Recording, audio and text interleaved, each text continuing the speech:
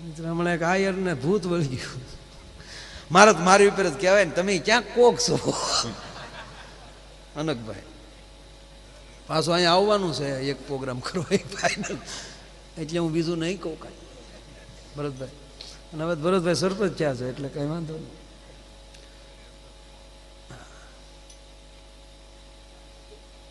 તો ભૂત વળી ગયું આયર.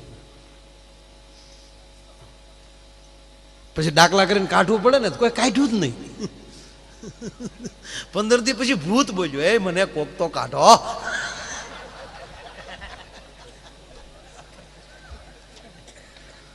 આયર નું તો હું કહું છું કારણ કે હું આયર છું એટલે, બાકી તો કોને વળગ્યું હતું એ તો બધાને ખબર. મારે થોડું ભાઈ બીજાને કોઈને કહેવાય.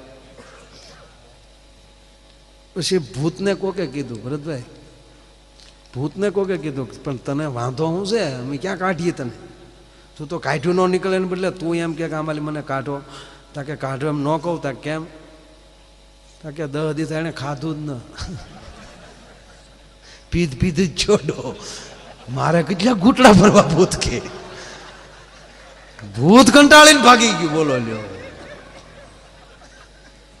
વગર કાઢે વયું ગયું છે. ભૂતને કીધું તારે ભાઈ હોય તો વયું જા. વયું તો જાવું પણ મને કેળો તો દેખાડો. આપણે કેળાય એવા છે. અગર એકવાર લોખંડની નાચ ભેગી છે, લોખંડની નાચ, એની નાચ તો હોય જ ને. એનો પ્રમુખ ગણ હાથા બાવળના. મને તો એ થાય કે નાયતના પ્રમુખોમાં હાથા બીજા ગળી જાય, અહીંયા પરિસ્થિતિ કેવી થતી. નાયતને જ ભાંગતો હોય ને બેઠો. બહુ શબ્દ એટલે નાયતના પ્રમુખને હાથો ભાંગી ગયો ને એકલો પડેલો. હાથા ભાંગી જાય પછી તો ઘણ જાય ક્યાં. પછી એને પછી નાયત ભેગી કરવાનું પૂછ્યું. નાયત ભેગી કરીને કીધું કે આપણામાં અંદરો અંદર બહુ બધું વધી ગયું છે.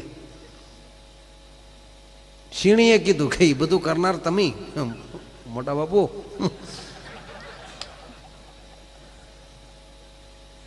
શીણી કે અમારી ટાયલું રંગી નાખ્યું. હા આમ તો ઘડીક રહેવા ગયા ને, ઘડીક રહેવા ગયા ભાભલુભાઈ, ઘડીક 5 મિનિટ આપણે પછી એક વિરામ જેવું રાખી દઈશું. એટલે મેં જે આ નાયતની ઉપાડી ને એટલે આ મને ગમે છે એટલે કહું બાબુ. ઘણી એકલો હતો એટલે પછી એને બધા નાયતને બોલાવે, યજ્ઞ કર્યો, યજ્ઞ કુંડ બનાવ્યો. જયારે આપણા આમ ભેગા એક બેઠા ને ત્યારે મને એ અનુબાપુ યજ્ઞ જ લાગે. અગ્નિ પ્રગટ્યો અને અગ્નિની અંદર ઘણે એમ કીધું કે આની અંદર બધાને પડવાનું જ ભાઈ.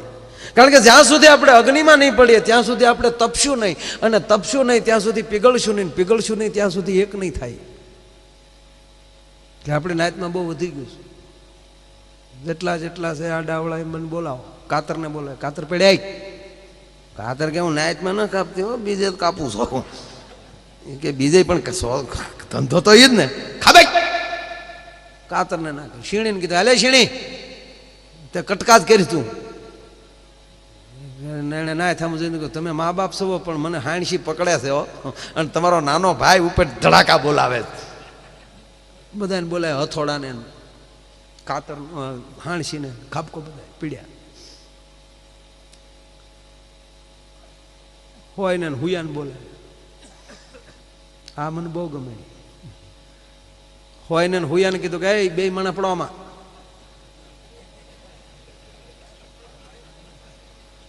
હુયો કે પ્રમુખ સાહેબ બાયું માણા તો નહીં બોલે પણ હું કહું. શું કે તું? એ કે અમે કોઈને જો નોખા પાડવાના ધંધા નથી કર્યા હો, અમે નોખા હોય ને ભેગા કરીશ. નાયતનો પ્રમુખ કેમ આમ તો પ્રમુખ નથી હો હુયા ભાઈ, તને ઓળખો ને તારા ઘરના ને ઓળખો. તા કેમ? તા કે તો હારા પ્રતાપ દોરાના, બાકી તમે તો બે કોઈ બાકાત પાડો છો. ઘણા સમાજમાં સમાધાન કરવા આવે ને હુયા જેવા હોય, આપણે એમ થાય ભેગું કરવા આવ્યા પણ બે કોઈ બાખા પાડીને નીકળી ગયા હોય.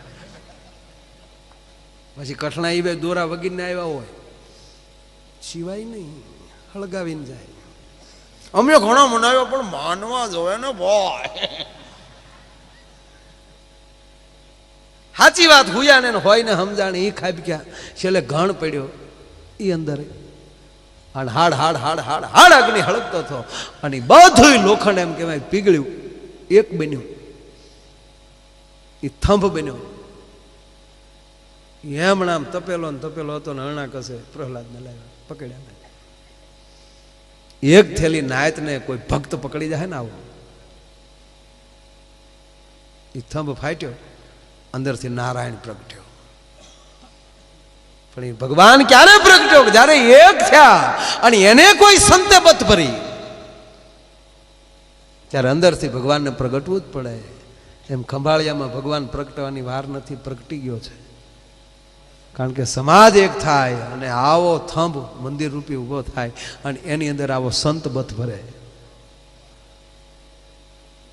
એટલે 110% એની અંદર ભક્તિ ભળી જ છે. એટલે મને આ કવિ કાગના એ શબ્દો યાદ આવ્યા. કાગ કે અભણ ભૂલ્યા અને ઈનાઈ જ એમ કે અભણ કેવું યાદ રાખે, ભણેલ ભૂલી જાય. કવિ એકના એક, પણ બેયના ભાવાર્થમાં ફેર છે.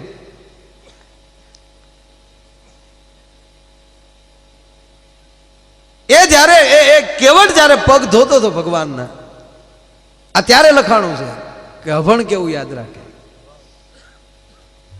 અહીંયા રામાયણના પ્રખર વક્તા પૂજ્ય બાપુ બેઠા હોય, મારે રામાયણની કાંઈ વાતો કરવી, પંજાબમાં વાણંદની દુકાન નાખ્યા જેવું છે. હમણાં ગીરમાં સરદાર ફરવા આવ્યા તે સિંહે ઉલાળી નાખ્યા. સિંહ ખાઈ ગયો સરદારજી, અંબોડી ન મૂકી, એ હમણાં ઉલાળી ગયો. પછી સિંહની નાચ ભેગી થઈ અને ઓલા સિંહને ઘગલાવ્યા કે એ ગાંડા, ઓલો બિચારો ફરવા આવ્યો છે અને આપણે આ સૌરાષ્ટ્રની ધરતી મહેમાનોને માન જેથી દલ ભરીને દીધા નહીં, હાચું નહીં, મેળી નહીં, મહાન હાચું હોરઠિયો ભણે અને તેને હાવ ઉપાડી લીધા. ભલામણ એ તાળા કુશી રિપેર કરતો, એ કઈ દિલ્હીથી નહોતો આવ્યો અને ત્યાં હાવાને હાવ હાવ હાવ અંબોડી હોતો ઉપાડી લીધો. કાંગસીને કડું ન બાકી મૂક્યો. બહુ બધા ઓલા સિંહ ખીજાણા. ત્યારે ઓલો ધીમેક દિન એટલું બોલ્યો કે તમે બધા મને ગગલાવો છો, આ માણા પંજાબી ખાય તો મારે ક્યારે પંજાબી ખાવું જ નહીં.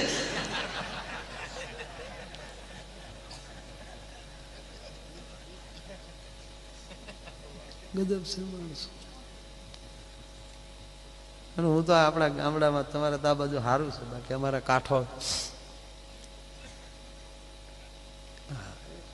એવું કાપડનું શર્ટ તમને અહીં જોવા ન મળે.